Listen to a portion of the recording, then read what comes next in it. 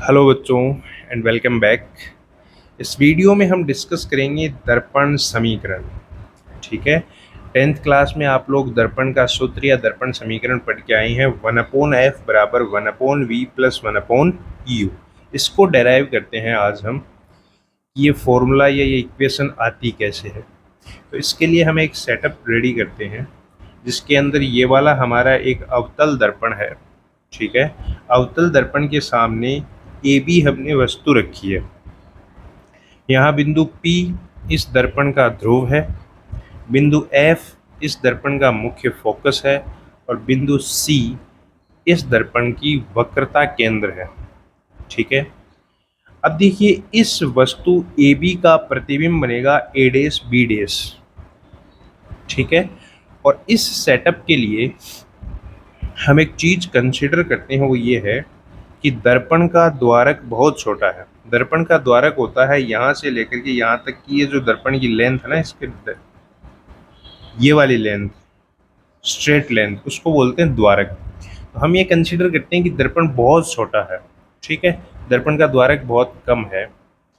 इस कंडीशन में हम MP को लगभग सीधा मान सकते हैं, यानी ये जो लेंथ होगी ना, ये लाइन होगी M से लेकर के P तक, वो ऐसे कर्व ना होकर के इसे हम बिल्कुल सीधा मान सकते हैं। ठीक है, सीधा मानेंगे तो ये एक त्रिभुज का फॉर्मेशन करेगा और वही हमें इसको सॉल्व करने के लिए चाहिए। अब इसके अंदर देखिए AP जो लेंथ है वो -u के बराबर आएगी। ये रही AP लेंथ A से लेकर के P तक की, ये वाली लेंथ। AB वस्तु है, तो वस्तु की ध्रुव से दूरी होती है बिंब दूरी, और उसको हम u से डिनोट करते हैं। लेफ्ट साइड में है तो -u आएगा। ठीक है, A डैश P डैश ये वाली लेंथ है, ये है प्रतिबिंब की दूरी, और प्रतिबिंब की दूरी को हम v से डिनोट करते हैं, और ये भी लेफ्ट साइड में है, इसलिए ये भी किसकी आएगी, नेगेटिव। अगली लेंथ आती है FP। FP देखिए मुख्य फोकस और ध्रुव के बीच की दूरी है, जो कि होती है फोकस दूरी, और फोकस दूरी को स्मॉल f से लिखते हैं। अवतल दर्पण की फोकस दूरी ऋणात्मक होती है, इसलिए इसको भी हम क्या लेंगे, -f। अब देखिए हम यहाँ पर दो त्रिभुज लेते हैं, दो समरूप त्रिभुज कंसिडर करते हैं। कौन से हैं आप जरा गौर से देखने का प्रयास कीजिएगा। एक त्रिभुज लेते हैं A dash B dash F, ये वाला त्रिभुज। ठीक है, इसके समरूप जो त्रिभुज होगा वो होगा ये MPF, ये वाला त्रिभुज। ठीक है, अब देखो समरूप त्रिभुजों के लिए एक प्रॉपर्टी होती है कि इनकी संगत भुजाओं या समरूप भुजाओं का अनुपात बराबर होता है। तो त्रिभुज A dash B dash F और MPF ये समरूप त्रिभुज हैं, तो इनमें समरूप भुजाओं का अनुपात भी क्या होगा, बराबर होगा। अब देखिएगा A डैश B डैश के समरूप जो भुजा होगी वो होगी MP। इसका मतलब A dash B dash by MP वो इक्वल होगा, यहाँ पर देखिए A डैश F भुजा के समरूप भुजा होगी FP। इसका मतलब A dash B dash upon MP equal होगा A dash F upon PF, PF या FP बोल दो।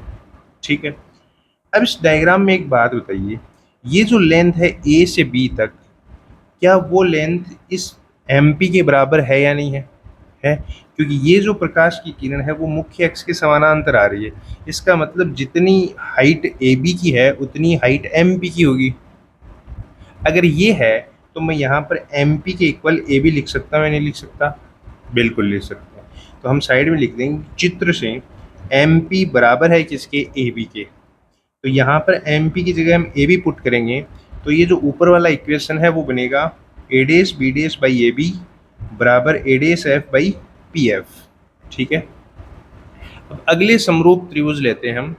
अगले समरूप त्रिभुज होंगे अपने A dash B dash P, ये वाला बड़े वाला त्रिभुज देखना तुम लोग, ये वाला त्रिभुज, और इसके जो समरूप त्रिभुज होगा वो होगा ABP, ये वाला त्रिभुज ABP, ये बड़े वाला त्रिभुज। ठीक है, ये दोनों त्रिभुज समरूप है।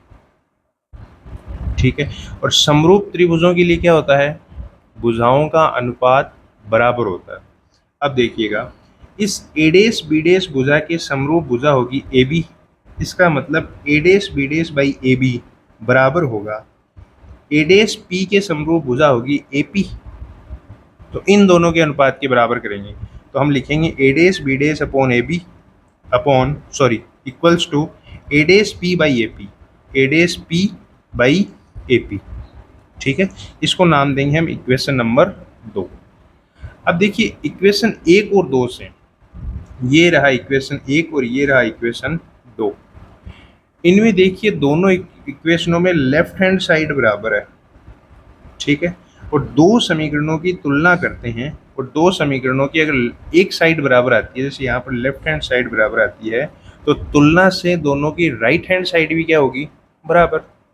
या ऐसे बोल लो, तुलना करेंगे तो लेफ्ट हैंड साइड से लेफ्ट हैंड साइड कटेगा, इसका मतलब राइट हैंड साइड बराबर आएंगी। इसका मतलब समीकरण 1 और 2 से मैं लिख सकता हूँ कि ए डेस एफ बटा पी एफ बराबर होगा ए डेस पी बटा ए पी के। तो ए डेस एफ बटा पी एफ बराबर होगा ए डेस पी बटा ए पी के। अब चित्र में चलते हैं हम लोग। हम ए डेस एफ को क्या लिख सकते हैं, क्यों? क्योंकि देखिए एफ पी या पी एफ की वैल्यू हमारे पास में सीधी है माइनस एफ आएगी, ए डेस पी की वैल्यू हमारे पास में माइनस वी है और ए पी की वैल्यू हमारे पास में माइनस यू है। हमारे पास में वैल्यू नहीं है ए डेस एफ की, इसका मतलब इसको हमें तोड़ना पड़ेगा। ठीक है, अब देखिए यहाँ पर देखिए ये लेंथ चाहिए हमें ए डेस एफ। ठीक है, इसका एक सॉल्यूशन है हमारे पास में, हमें ए डेस पी का मान पता है, ए डेस पी ये वाला प्रतिबिंब दूरी है क्या, वी। ठीक है, अगर मैं इतनी दूरी में से ये वाली दूरी घटा दूं तो क्या ये दूरी बचेगी या नहीं बचेगी, बचेगी। भाई इतनी दूरी है ए डेस पी, इसमें से हम ये वाली दूरी माइनस करेंगे तो हमारे पास में ये दूरी बचेगी या नहीं बचेगी, बचेगी। इसका मतलब ए डेस एफ को लिखा जा सकता है ए dash P minus F P. ठीक है, तो ए डेस एफ को लिखेंगे A dash P minus F P.